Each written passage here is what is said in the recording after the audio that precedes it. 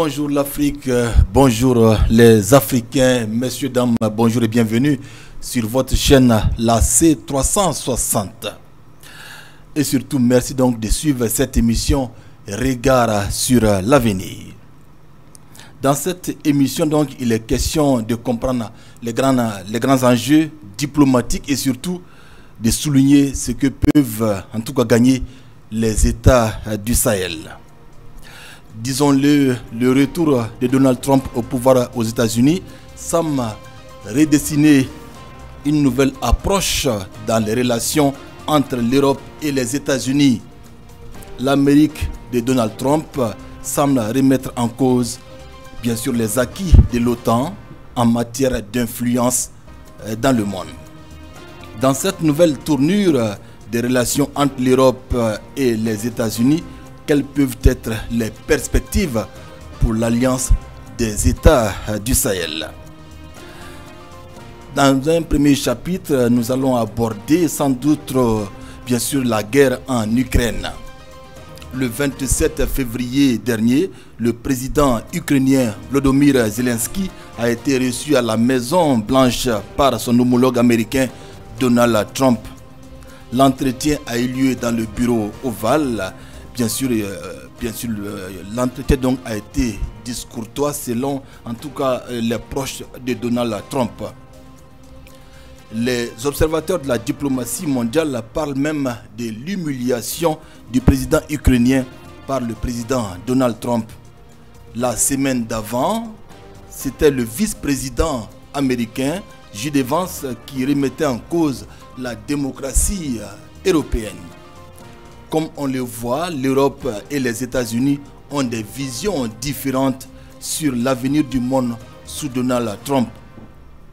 Dans le deuxième chapitre, nous allons aborder les perspectives pour nos pays, les pays donc du Sahel. Dans cette fourmilière diplomatique dominée par les intérêts, quelles peuvent être les perspectives pour les États du Sahel? Ce sont là donc les grands chapitres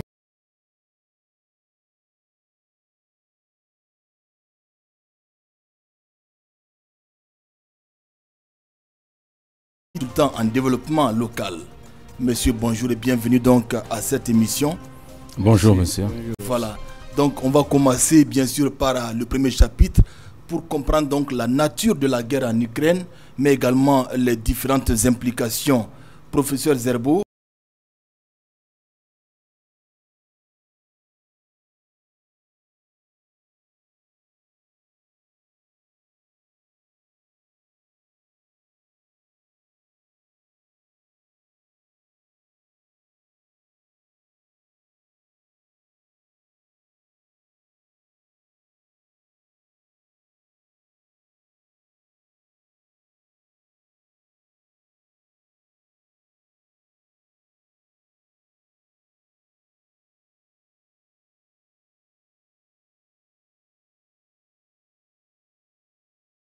Je ne peux pas dire que chaque fois vraiment il y a trop de difficultés en tant que tel, puisque c'était trois des partenaires dans le temps, notamment dans le contexte de la guerre froide. Alors les visées américaines et puis les visées européennes étaient effectivement se conjuguaient harmonieusement, parce que tout simplement il y avait un adversaire très puissant en face, la Russie, et c'est pour cela effectivement que dans ce contexte-là, puisque tout est à contextualiser. Voilà. À cette époque, on peut se dire que les États-Unis aussi avaient besoin de partenaires. Et comme l'Europe était effectivement située dans une position géopolitique en tout cas favorable, il fallait effectivement faire de l'Europe vraiment un continent partenaire aux États-Unis, de manière effectivement à jouer effectivement sur la balance de l'équilibre entre l'Est et l'Ouest. C'est tout ça qui a amené effectivement la question du plan Marshall, aider effectivement à créer effectivement la communauté économique européenne, et puis également faire adhérer effectivement ces pays à l'OTAN. Donc c'est pour dire qu'en réalité, il y avait vraiment une certaine symbiose, une certaine harmonie dans les relations. Voilà. Et cela aussi était à l'avantage de l'Europe, parce que tout simplement, elle était affaiblie, nettement. Et puis aussi, il fallait qu'elle se reconstruise. Et en plus, elle avait également peur effectivement d'une éventuelle agression soviétique. Donc dans ce contexte-là, je crois que les intérêts américains et puis les intérêts européens effectivement se conjuguent harmonieusement, et par conséquent, alors ils pouvaient faire chemin ensemble. Sauf qu'il y avait quelques hic liés effectivement à l'initiative souverainiste effectivement de la France, qui en réalité, alors, ne s'est pas soumis totalement effectivement aux initiatives américaines, notamment même au niveau de l'OTAN, puisque la souveraineté française était vraiment très chère au général de Gaulle et il n'a pas voulu effectivement marchander effectivement sur cet aspect-là. Si bien que même en 1966, alors, il s'est retiré effectivement de l'OTAN, tout simplement, et demandé effectivement le retrait des bases militaires effectivement de la France. Donc voilà, ce sont ces quelques hic-là qu'on peut souligner et qui montrent en quelque sorte que, bon, entre Américains et puis alors, Européens, alors il y a quand même une certaine harmonie compte tenu du contexte. Mais les pics aussi ne manquent pas de temps en temps compte tenu effectivement des intérêts stratégiques des uns et des autres. Bon, et l'insuffisance aussi est que ces pays européens, dans leur globalité, n'ont pas réussi effectivement alors, à harmoniser ou bien à céder un peu de leur souveraineté pour se construire effectivement. Parce que si on dit se construire, il ne s'agit pas seulement de garder les États tels qu'ils sont, alors pour construire sérieusement une grande Europe, une Europe soudée sur tous les plans. Parce qu'il y a confédération, il y a fédération. Voilà.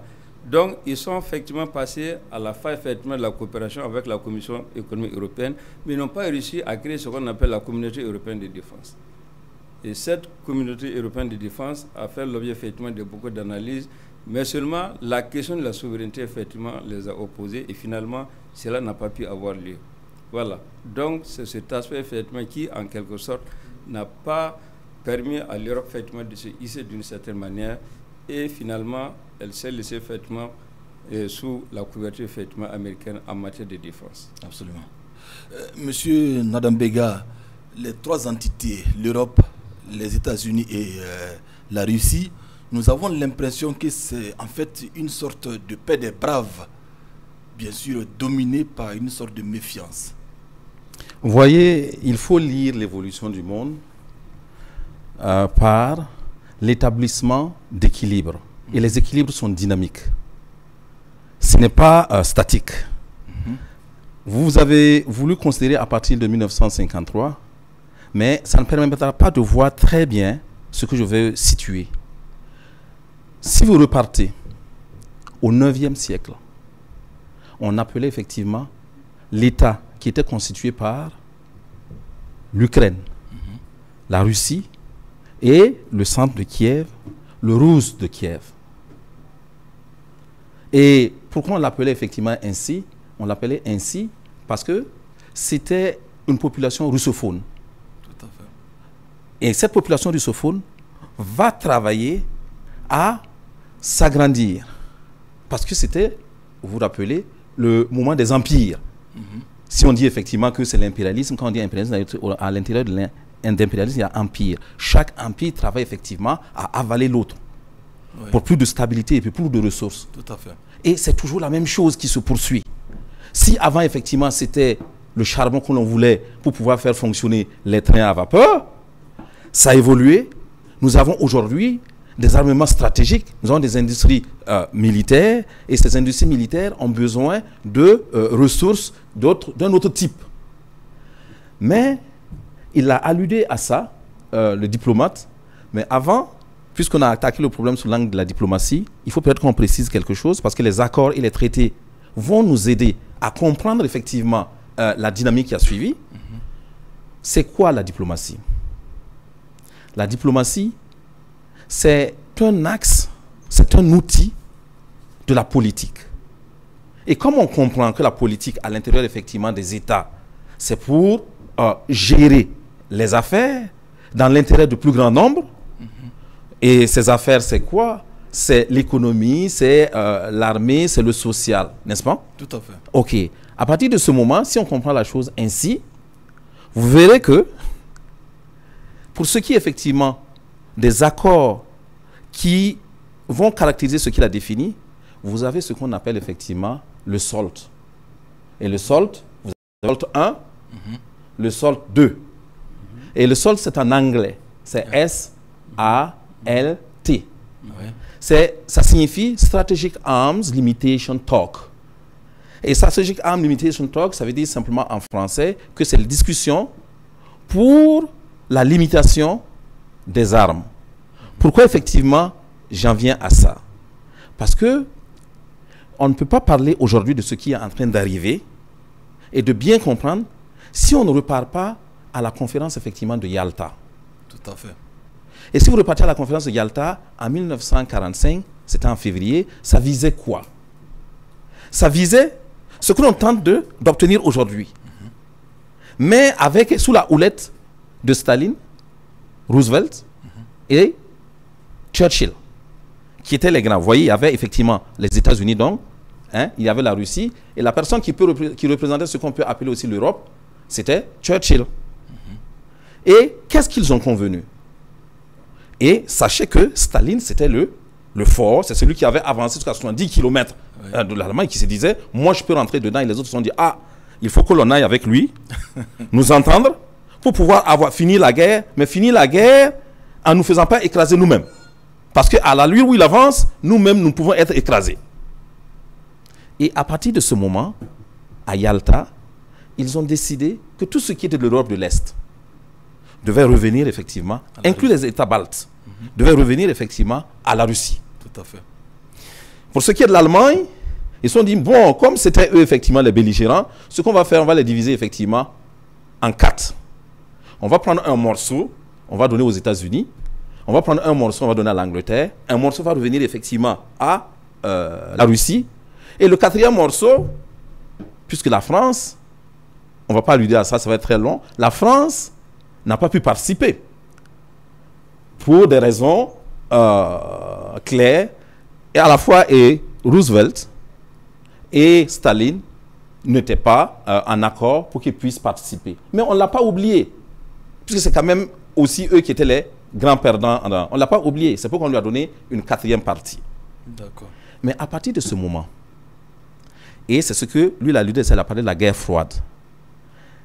Il faut savoir que tout ce qui est de l'Est, avec l'Union des républiques socialistes soviétiques, ils étaient communistes. Oui. Et la bête noire du monde dit libre à l'époque, c'était quoi? C'était que le communisme n'envahisse effectivement l'Europe et les États-Unis. Oui. Donc, il y avait cette grande peur. Donc, comme vous avez utilisé l'expression, c'était comme une paix de braves, mais qui était un équilibre momentané, pendant que chacun était en train de se chercher. Et le diplomate va peut-être vous le dire en détail, il peut le confirmer. L'élément clé stratégique qui a permis par la suite, parce que vous savez que Roosevelt est mort 2 mois après Yalta. Et on a pris quelqu'un qui était un vendeur de cravates, Truman, et qui était le vice-président, mais qui ne s'y connaissait pas. Il était là effectivement pour des raisons électoralistes, pour qu'il prenne effectivement la place subitement. Et lui, après des tractations et des conseils, il a décidé d'aller rencontrer effectivement Staline. Parce qu'il y avait des peurs, il y avait des craintes, etc. Et quand il a rencontré Staline, et j'évoque ça parce que c'est très important de comprendre que c'est toujours, il n'y a jamais eu une paix totale, il n'y a jamais eu l'harmonie, il y a toujours eu la méfiance, et chacun en bas se prépare effectivement pour avoir pour que le rapport de force soit en sa faveur avant qu'il n'éclate, avant qu'il ne dise non. Et au cours des débats, Truman traînait à la décision lorsque il a eu l'information que Little Boy, et Little Boy c'était quoi? Little Boy c'était la bombe atomique. On est venu lui souffler, Little Boy est prêt. Alors, il a dit, si Little Boy est prêt, je dis non pour ceux qui ne nous avantagent pas. Donc, j'évoque ça pour dire que déjà, il y avait des stratégies en bas qui faisaient en sorte qu'on ne pouvait pas parler effectivement d'harmonie. Hein. C'est simplement que les gens mesuraient le rapport de force et en rapport avec le niveau de rapport de force qu'il y avait, ils acceptaient ou ils refusaient. Donc, pour aller très rapidement, c'est que, comme je parle effectivement d'équilibre, je précise qu'il y a toujours eu, depuis effectivement le 9e siècle, depuis 1882, des conquêtes et des pauses et des stratégies et des accords. C'est ce qui fait effectivement qu'il y a eu par la suite. Vous savez que pourquoi on parle effectivement de guerre froide, on parle aussi de guerre froide, et la guerre froide a eu au moins un niveau. Il y a eu un premier niveau qu'on appelle le niveau effectivement de la confrontation, où il y a eu l'invasion de la Hongrie, Vous pouvez même, pour revenir tout près de nous, il y a eu l'invasion effectivement de l'Afghanistan, etc. Et on est arrivé à ce qu'on a appelé effectivement les accords de Minsk. Oui. Et c'est quoi les accords de Minsk? Les accords de Minsk, c'est le principal accord, c'est 1991, et c'est ce qui a marqué effectivement quoi? La dissolution, parce que de l'Union des républiques socialistes soviétiques, et la Russie a été héritière. Mais ce qu'il faut noter effectivement à ce moment, c'est que lorsque la Russie a été héritière, ça ne veut pas dire effectivement que il y avait encore une fois de plus la stabilité totale. Non.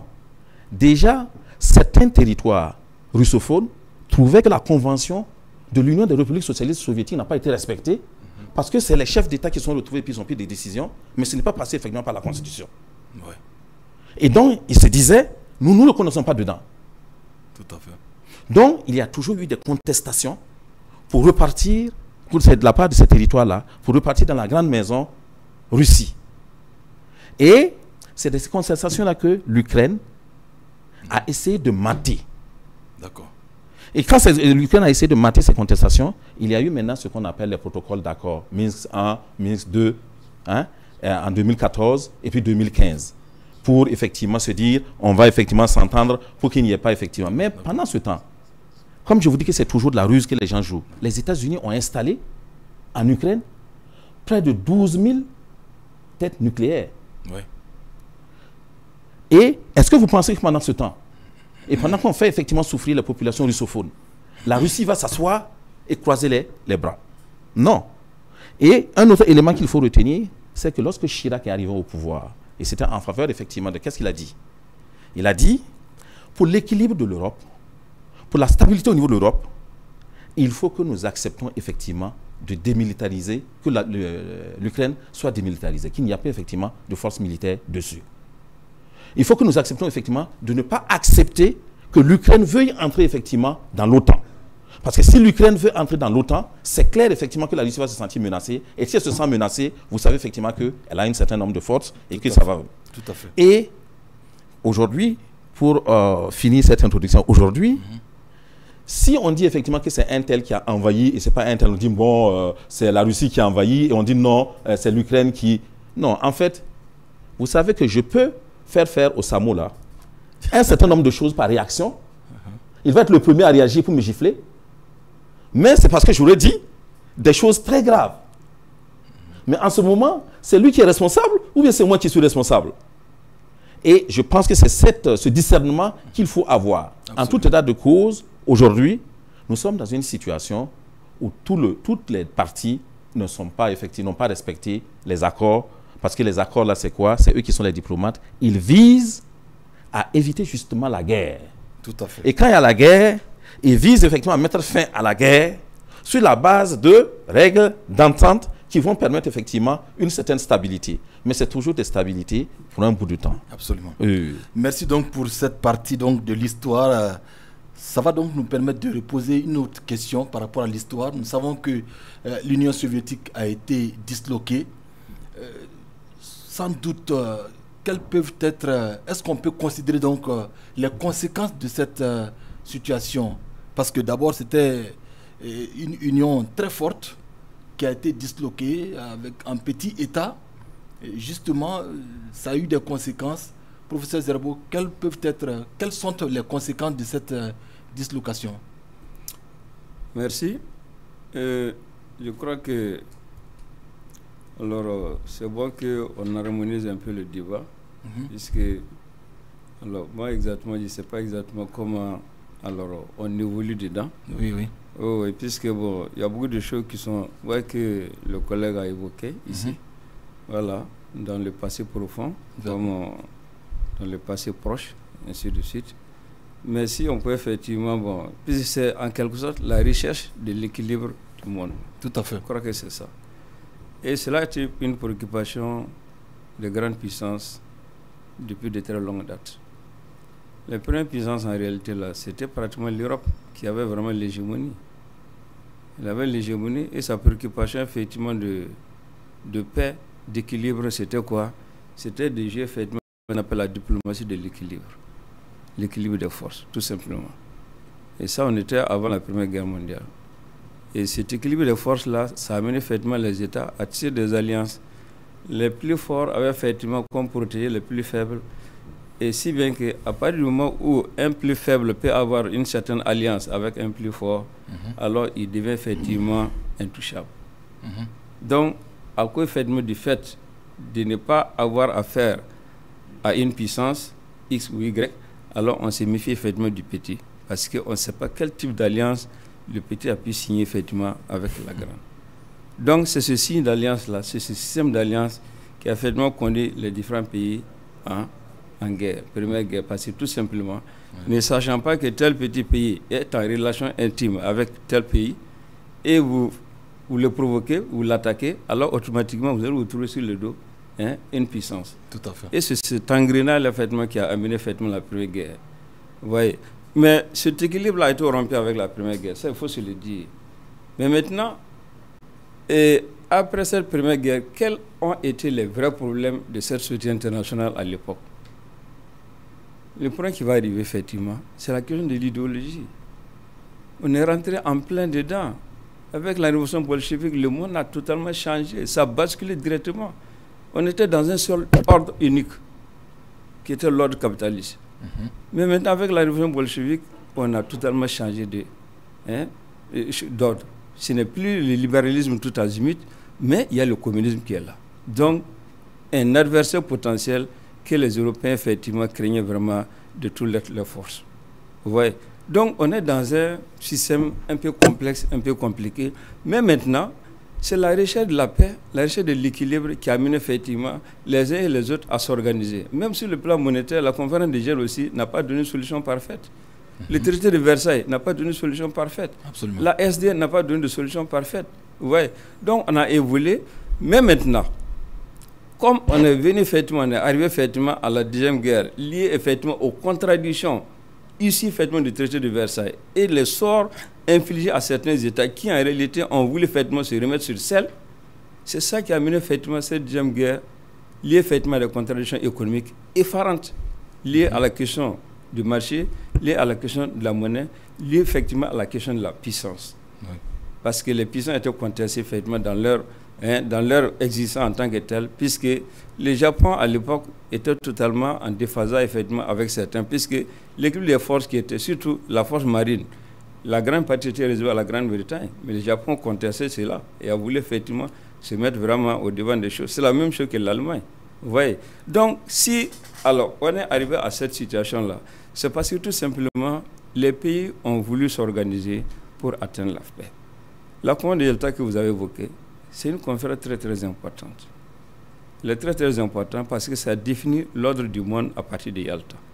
Mais cela n'a pas dit effectivement que tout le monde était satisfait. C'est ça la réalité. Tout le monde n'était pas satisfait, mais on a voulu quand même maintenir ça pour évoluer. Mais avec la conférence de Yalta, la situation entre l'Est et l'Ouest s'est sérieusement aggravée. Oui, aucun cas ne voulait de l'existence de l'autre. L'existence d'un camp était la négation totale de l'autre. Tout à fait. Et par conséquent, ces deux camps s'excluaient mutuellement. Professeur Zerbo, vous avez parlé donc... parce que pour ce point-là, je vais amener l'apaisement. Allez-y, allez-y. Qui est arrivé effectivement avec l'arrivée de Nikita Khrouchtchev. C'est lui en 1956 qui avait que ça ne sert à rien effectivement que les puissances se battent comme ça. Et que si on continue ainsi, on peut arriver effectivement à un conflit nucléaire. C'est pour cela qu'elle a décidé effectivement d'écrire ce qu'on appelle la tolérance, qui est autrement appelée effectivement la coexistence pacifique. Oui.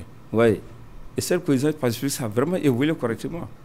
Et reconnaître l'autre, accepter de coopérer avec lui, accepter la liberté, accepter effectivement les frontières des différents pays et accepter effectivement leur souveraineté, ainsi de suite, éviter effectivement les contradictions.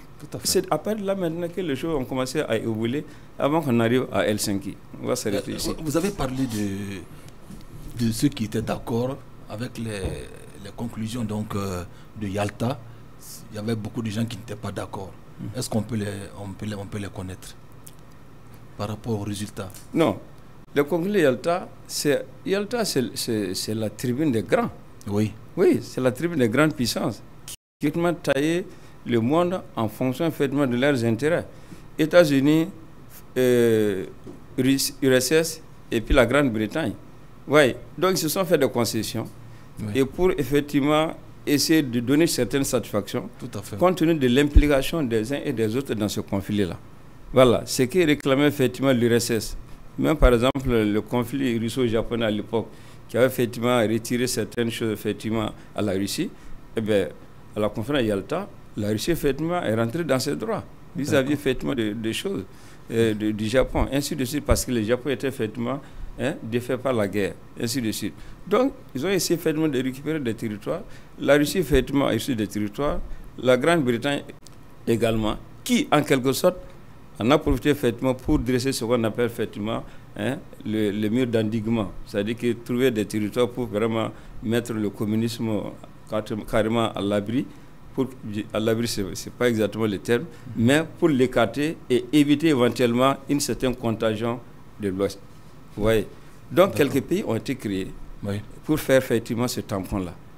Et la conférence de Minsk, en réalité, c'était effectivement pour permettre effectivement l'existence vraiment de cette zone tampon, qui va permettre effectivement d'accorder la sécurité non seulement à l'URSS, mais également la sécurité à l'Occident, parce qu'il y a une zone qui est devenue une zone neutre. Et les accords d'Helsinki, les accords de Minsk voulaient faire comprendre qu'après ces accords de Minsk, normalement, aucun État, aucune puissance ne devrait évoluer des mètres après. D'accord. C'est-à-dire que l'Ouest ne doit plus avancer vers l'Est, et l'Est également ne doit plus avancer vers l'Ouest. Voilà. Mais dans l'évolution des choses, alors la plupart de ces pays tampons, beaucoup ont intégré l'OTAN. Vous voyez. Donc ça fait qu'effectivement, alors il y a un rapprochement du côté effectivement des frontières Est qui en quelque sorte crée une certaine insécurité. Même si on dit effectivement que alors l'autre côté, bon, effectivement, il y a ceci, cela, mais je crois que c'est une question de sécurité en réalité. Pour la simple raison que les accords de Minsk n'ont pas été véritablement respectés, et on dit effectivement que c'est parce que ce n'était pas écrit. Or, qu'est-ce qu'il faut voir dans cette situation? Une question effectivement de sécurité existentielle et une question effectivement de volonté d'avancement et d'agrandissement de l'OTAN, ça fait que vraiment les intérêts n'étaient pas les mêmes et ils étaient totalement opposés. Oui. Voilà. Et si bien qu'on en est arrivé à cette situation qui en réalité fait suite à quelques concessions. Vous voyez que Nikita, en 61, il a cédé devant Kennedy. 61, avec la guerre de baie de cochon. Ouais. Quand ils ont installé effectivement leurs missiles aux portes des États-Unis, la menace américaine a mené effectivement Nikita à reculer.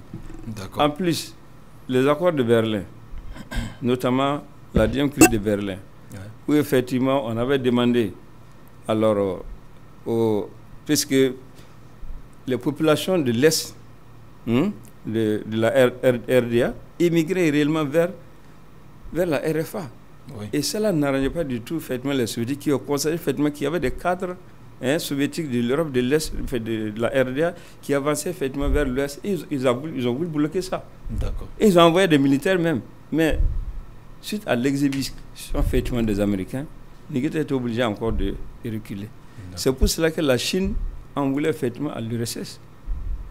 Parce que tout simplement, ils ne donnaient pas vraiment la belle image du communisme en réalité. Bon, bref, c'était effectivement pour, en tout cas, de sentir les choses. Puis bon, tout à fait. Donc, on va un peu évoluer après. C'est l'histoire qui nous permet donc de comprendre ce qui se passe. Voilà, puisque Helsinki vient corroborer tout ça là, par des accords concrets. Tout à fait. Sur la base de laquelle... On va rester avec vous, professeur, pour comprendre un peu. Est-ce que nous pouvons dire que Donald Trump, à l'heure actuelle, est en train de changer les codes de la diplomatie mondiale? Non. Les codes de la diplomatie mondiale ne changent pas. Ces codes sont toujours là. La diplomatie mondiale est basée sur quoi? Sur la défense, sur la sécurité. Voilà. La sécurité intérieure, la sécurité extérieure. Et ça, pour les défendre, c'est la diplomatie ou la guerre. C'est entre les deux. Et les deux suivent effectivement l'intérêt national. Par conséquent, si effectivement votre intérêt national se situe dans une situation donnée, et pour effectivement l'avoir, ou bien pour vraiment le conquérir, alors vous avez ces deux armes-là en tant qu'État. Oui, vous allez opter pour la diplomatie, et réellement pour l'atteindre, pour l'obtenir. Et si la diplomatie ne gagne pas, qui est pratiquement le soft point, mais maintenant, il faut passer à l'autre diplomatie maintenant, le hard point, donc la puissance. Et c'est pour cela que certains théoriciens estiment que les relations internationales sont basées effectivement sur la question d'intérêt, sur la question de puissance. C'est ça qui détermine les rapports entre les gens. Mais ce qui est au-dessus de tout ça, c'est qu'il faut se dire clairement que les États n'ont pas d'état d'âme. Non. Quel que vous soyez, quel que soit cet accord que vous signez, chacun défend effectivement ses intérêts. Absolument. La littérature ne compte pas. Non. Et il faut être concret, il faut voir effectivement ce que vous voulez et que vous sachiez également quelle vision vous avez, comment est-ce que vous pouvez défendre cette vision-là. D'accord. Voilà. Justement, dans cette démocratie, dans cette diplomatie faite d'intérêt, de jeu d'influence, nous avons donc cette guerre entre la Russie et l'Ukraine, que Donald Trump qualifie donc de stupide. Ce qui fait rebondir l'Europe. Monsieur Nadambega. Ben, vous voyez, c'est la même logique que je disais au début.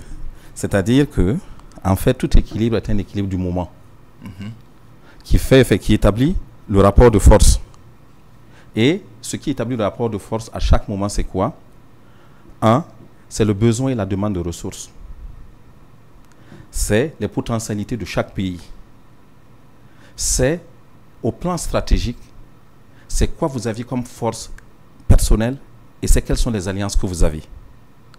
Et ceci, ça peut être effectivement des forces dissuasives, mais ça peut être des forces effectives. Et tout ceci vient être effectivement chapeauté de façon transversale par la personnalité des leaders en place. C'est ce qui me fait parler, ce qui va faire que je vais parler effectivement de Trump. Trump n'a pas changé effectivement les codes de la diplomatie. Il est arrivé avec sa personnalité et il exprime sa compréhension du monde, son souhait effectivement et ses vœux pour son pays, pour sa nation, en rapport avec le niveau de force, des rapports de force dans le monde.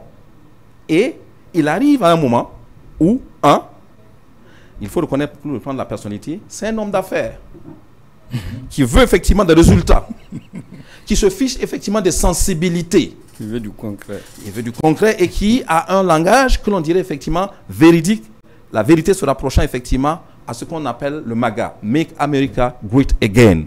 C'est-à-dire, parce que c'est un grand courant aux États-Unis, qui est même utilisé au plan électoral.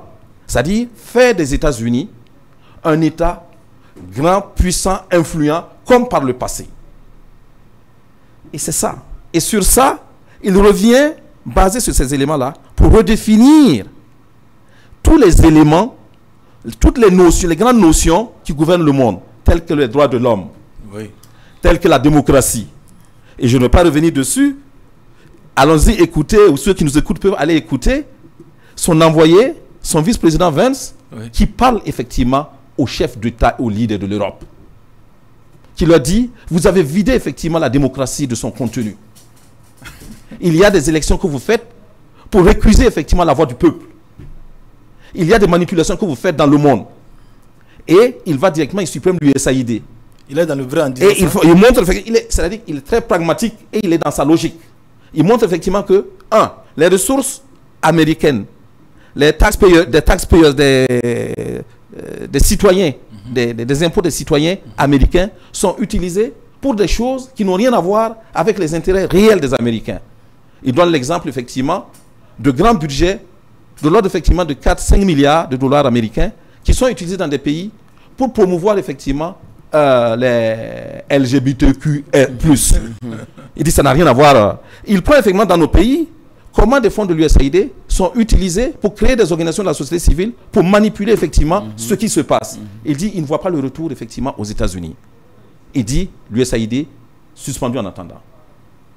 Est-ce que vous voyez? Tout à fait. Il dit je ne vois pas pourquoi effectivement nous allons être effectivement dans l'OMS. L'OMS est quand même financé en grand pourcentage par le... Pourquoi il dit ça?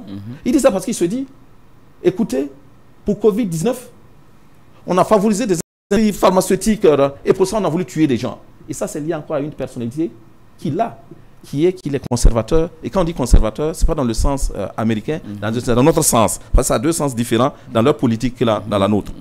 Alors, il dit, tout ce qu'un homme et une femme, c'est ça un couple qui est autorisé à élever un enfant.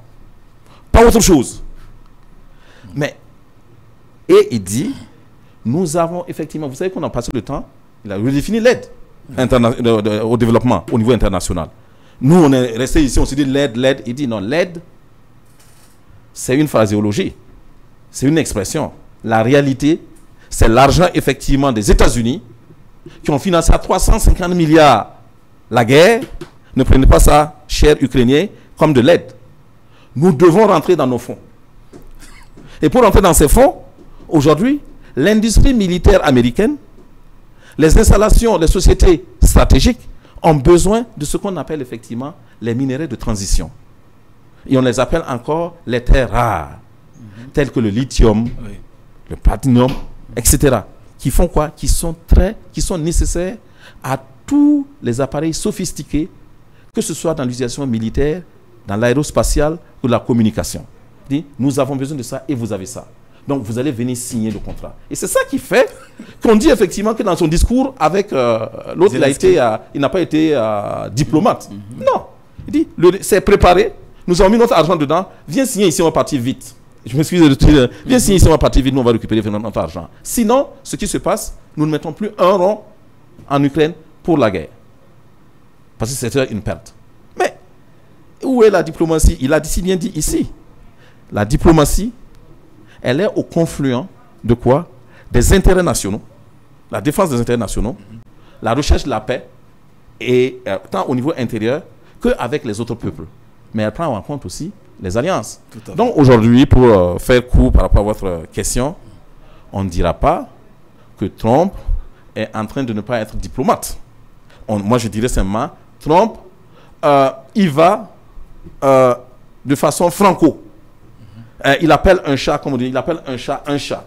Et il laisse ses valeurs personnelles imprimer effectivement la marche des choses. Sinon, vous savez, il y a une partie du monde aussi qui dit, surtout effectivement, le bloc de l'OTAN sans les États-Unis, ils prétendent, écoutez-les bien, que c'est lui plutôt qui a humilié Trump. Parce qu'il est petit, il est parti là-bas, il leur a tenu tête. Et pendant que de l'autre côté, et vous voyez, les Américains disent qu'il il a humilié l'Amérique et il faut effectivement une autre personne pour négocier. Et c'est ça qui a fait qu'il a eu peur. N'est-ce pas? Pour revenir je dis un peu à plat ventre, dire je suis prêt effectivement à venir signer le tout pour le tout parce que c'est ce qu'il veut, il va se faire manger. Absolument. Oui. Donc aujourd'hui, comme hier, c'est toujours le rapport de force qui détermine effectivement les rapports entre les États. Tout à fait. Maintenant, à l'intérieur, ça ne veut pas dire que des faibles comme nous, nous ne pouvons pas avoir effectivement. Là encore, le diplomate a donné la réponse. Quand on est dans une situation où on maîtrise effectivement ses faiblesses, on cherche des alliances stratégiques. Absolument. Et ces alliances stratégiques doivent te permettre de compenser tes faiblesses. Absolument. Et c'est ça qui est. Et les accords, il a dit aussi, en disant effectivement que c'est des papiers, les accords sont toujours des accords du moment. Et il a parlé effectivement d'Helsinki, qui sont effectivement précis, mais parce que Helsinki, ça avait combien de composantes? Ça prenait en compte effectivement combien? Helsinki, il y avait au moins 3. Premièrement, c'était la reconnaissance des frontières. Depuis effectivement quoi? Depuis la guerre. Après, il y a le temps à faire, on a fait définir effectivement. Mais est-ce que quelqu'un a respecté ça? Si les États-Unis et les États européens avaient accepté ça, ils ne seraient pas venus pousser effectivement à la perestroïka de Gorbatchev. Parce que Gorbatchev a travaillé sur quoi? 2 choses. Lui aussi, c'était sa personnalité. Il a dit, ouais, ça fait trop de problèmes et tout ça. On n'a qu'à s'ouvrir et on n'a qu'à restructurer. Voilà les 2 expressions. Et ouvrir là, c'est perestroïka. D'accord. Restructurer là, non, ouvrir là, c'est glasnost. Restructurer, c'est la perestroïka. Et il a travaillé dessus. Et c'est ce qui a permis effectivement 91. Absolument. N'est-ce pas? Mais maintenant, est-ce qu'en 91, ça avait résolu tous les problèmes? Est-ce que ça avait satisfait tout le monde? Absolument non. Pas. chacun était reparti pour dire, bon, le rapport de force aujourd'hui permet que nous nous arrêtons là. Donc, demain, il y aura des accords, de nouveaux accords. Mais ces nouveaux accords seront encore des accords d'un moment. Absolument. On va donc aborder rapidement le deuxième chapitre pour comprendre, et bien sûr, ce que gagnent les États donc, de l'AES dans cette tumulte diplomatique. Professeur. Est-ce qu'on peut avoir une petite parenthèse? Oui, allez-y. Voilà, une petite parenthèse. Et concernant la diplomatie de Trump et puis la question effectivement de ces rapports de force-là. Oui. Parce que dans le jeu international, comme je l'ai dit, c'est la question des intérêts. La question effectivement de la sécurité des nations. Et c'est également le positionnement. Voilà. Et en fait, le jeu international, c'est comme un jeu de damier. Vous voyez les acteurs en présence. Aujourd'hui, nous savons quels sont les grands acteurs en présence aujourd'hui. C'est les États-Unis, la Russie, la Chine, l'Europe aussi. L'Inde aussi. Hein? Bon, l'Inde n'est pas rentrée totalement dans le jeu, parce qu'il n'est pas très visible, mais quand bien même, hein, ce pays la joue sérieusement en bas, parce que des décisions sont prises, mais on tient compte effectivement de ces inclinaisons. Voilà. Voilà les 4 éléments qui sont là. Mais Trump vient au pouvoir dans une situation très complexe, très compliquée, et qui est devenu un vrai imbroglio pour les uns et pour les autres. On ne sait même pas par où commencer pour vraiment arrêter effectivement ce conflit-là. Voilà. L'Europe s'est investi vraiment à fond. Les États-Unis aussi se sont sérieusement engagés, mais tout s'embourbe, tout s'enlise. Le pragmatisme voudrait que... Alors, qu'est-ce que tous ces acteurs veulent réellement? Est-ce que ce qu'ils veulent, ça va vraiment dans le sens vraiment du respect de l'homme? Ça va dans le sens du respect de l'humain? Est-ce que ça va dans le sens effectivement de l'équilibre du monde? On m'a dit non. Ce conflit-là, si on doit continuer, nous sommes en train de se préparer pour aller à une 3e guerre. Et ce ne serait pas intéressant. D'accord. Et si ça continue, alors c'est les populations ukrainiennes qui vont continuer à souffrir. D'accord. Alors, l'intérêt américain dans cette situation, c'est quoi? La Russie, c'est une puissance. Et ça, c'est totalement incontestable aujourd'hui. Et alors, les Américains le savent, les Soviétiques, les Européens le savent, la Chine aussi sait. Puissance incontournable et par conséquent à respecter. Absolument. La Chine, puissance militaire, puissance économique incontestable à respecter. Le moins faible du groupe là, c'est où? C'est l'Europe. L'Europe. D'accord. Oui, et stratégiquement parlant, alors Donald Trump envoie effectivement ces différents angles. Alors il s'est dit non. Comme il y a des ventes en guerre dans cette situation, alors qu'en réalité ça n'arrange pas l'humanité, alors il faut que je m'impose pour qu'on puisse résoudre cette crise-là. Même si effectivement il y a mon partenaire ancien qui se plaît. D'accord. On va résoudre la crise. Maintenant, on va voir la question avec les Européens par la suite. Il n'y a pas de souci. Professeur.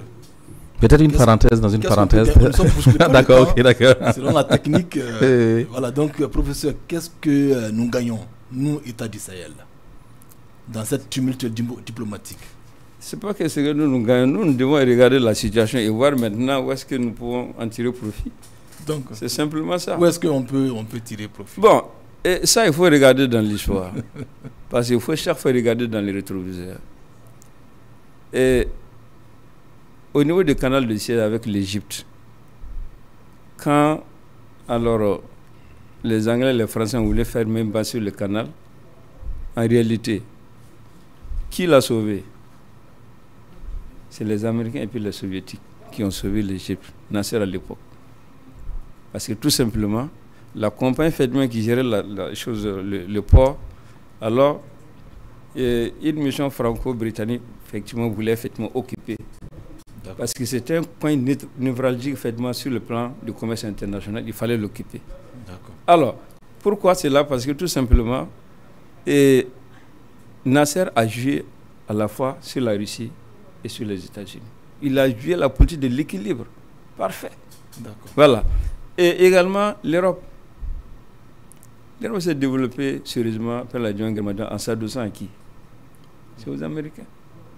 Le contexte géopolitique. Avec le plan Marshall. Avec le plan Marshall. Et le contexte géopolitique était favorable effectivement à l'Europe parce qu'elle devenait vraiment un enjeu géopolitique entre l'URSS et les États-Unis. Donc cette situation, ce contexte-là, l'a favorisée et puis finalement, elle en a sérieusement profité. Le Japon, c'est la même chose. Après sa défaite, il s'est rendu compte que non, en réalité, je suis petit, grand, il faut que je m'y mette. Et puis maintenant, ils ont coopéré à fond avec les Américains. Ils ont tout eu. Tout à fait. Oui, donc il faut voir concrètement où vous pouvez effectivement défendre au mieux vos intérêts, non seulement pour votre existence, pour votre sécurité, pour votre souveraineté, mais également pour votre évolution et votre progrès. Absolument. Voilà, c'est une vraie lecture qu'il faut faire, mais ça ne se fait pas à la légère. D'accord. Il a dit une chose, oui, allez-y, je vous en prie. Si c'est dans le même sens, pour qu'on gagne du temps, je vais dire, il a proposé qu'on interroge l'histoire. Et c'est juste, on doit interroger l'histoire, mais on doit faire une introspection, une évaluation sincère, objective de nos forces, de nos défis. Faire ce que les Anglais appellent un SWOT sérieux. Et observer effectivement ce qui est en train de se passer dans le monde. Et définir effectivement nos alliances en rapport avec cela. Précisément, si vous regardez, puisqu'il faut interroger l'histoire, à Yalta, je dirais simplement que Yalta a confirmé Berlin. Parce que Berlin avait distribué effectivement l'Afrique entre effectivement les différentes puissances coloniales. Portugal, Grande-Bretagne, Hollande, Pays-Bas, France, etc. Et à Yalta, qu'est-ce qu'ils ont fait? Ils ont discuté de tout, mais vous voyez qu'on n'a pas discuté de l'Afrique. On n'a pas discuté des colonies. Donc on a sous-entendu que les possessions coloniales de chaque puissance coloniale lui appartenaient. Aujourd'hui, il va y avoir ce que j'appelle un genre Yalta, où l'Europe peut ne pas participer, comme la France n'a pas participé la dernière fois. Ça peut s'avérer à un moment donné être effectivement entre la Russie et les États-Unis. Et si ça se passe effectivement entre la Russie et les États-Unis, il faut se dire une chose, pas tous les États africains, parce que nous n'avons pas été visionnaires, vous ne voyez pas effectivement l'Union africaine n'a rien défini et n'a pas pris des positions qui lui permettent aujourd'hui de peser dans les négociations qui peuvent venir. Par contre, si vous prenez l'AES, ils ont pris effectivement un certain nombre de risques. Ils ont choisi effectivement leur partenaire avant l'issue effectivement de cette guerre. Et ils l'ont soutenu. Ce qu'il faut éviter, il faut éviter de s'arrêter là pour contempler, dire nous avons fait le bon choix au départ et maintenant la Russie va participer effectivement au débat. Non, il faut que nous continuions de peser avec la Russie sur la base effectivement de nos forces pour que dans l'éventualité de la discussion d'un Yalta prime ou Yalta 2 entre effectivement les États-Unis et la Russie, que nos attentes soient prises en compte. Parce qu'aujourd'hui, nous savons que nous ne sommes pas en odeur de sainteté avec la France et donc partant avec l'Union européenne. Ça, c'est clair. Le financement des PTF européens est cassé. Les États-Unis pourraient saisir de cette opportunité pour se dire le précaré français n'existe plus, ils ne sont pas plus forts. Donc, on barre effectivement le précaré français et on recompose. Et vous savez qu'ils ont été chassés de la même manière effectivement que les Français. Ils pourraient chercher effectivement à revenir. Mais s'ils cherchent à revenir, ça doit être consigné dans un accord quelconque entre la Russie et les États-Unis qu'il y a si. C'est ce sur quoi... Et nous devons pouvoir peser dessus, sur les ressources que nous pouvons proposer. Parce qu'aujourd'hui, ce que nous avons à proposer essentiellement, c'est notre position stratégique dans le monde. C'est les grandes ressources que nous connaissons et que nous ne connaissons pas. Ce qui fait qu'on doit faire effectivement une évaluation sincère. Et la capacité de négociation et d'anticipation que l'on peut avoir avec ce partenaire-là. D'accord. Par rapport à ça précisément, une minute. Oui. Par rapport à ça, effectivement, comme vous le dites là, effectivement, si on doit redistribuer les cartes et que c'est les deux grands puissants qui vont parler, puisque en son temps, alors quand on parle des grands problèmes du monde là, l'Afrique n'était pas effectivement interpellée parce qu'elle était sous domination, bien sûr. Mais cette domination a été effectivement écartée avec les indépendances formelles, il faut le dire. Mais en réalité, ces indépendances formelles aussi avaient été véritablement soutenues. Parce qu'au niveau des Nations Unies, il y a eu des résolutions qui ont été prises dans le sens effectivement de supprimer totalement la colonisation. Mais les pays colonisateurs avaient fait des amendements pour dire qu'il faut un temps d'abord de préparation, ceci, cela. Les Nations Unies, l'URSS, les États-Unis ont dit non. On doit arrêter la colonisation. Voilà. Donc cette résolution a été en tout cas maintenue et par conséquent, si on doit respecter les principes onusiens, alors il n'y a plus question de recolonisation en réalité. Sauf s'il y a vraiment transgression de résolution. Et ça aussi, alors on ne sait jamais. Nous sommes pratiquement à la fin de l'émission parce que le temps est parti largement donc dépassé. Ainsi donc prend fin cette émission Regard sur l'avenir. Nous avons été en tout cas très heureux de vous recevoir, professeur Zerbo, Nadambega, pour en tout cas ces explications dans le temps. L'histoire a été interrogée, mais également les projections par rapport donc à l'AES. Merci donc pour ceux qui ont suivi cette émission, qui va passer donc sur nos terminaux digitaux Facebook, YouTube et puis Twitter. On se retrouve la semaine prochaine pour un autre numéro de Regard sur l'avenir. Portez-vous bien.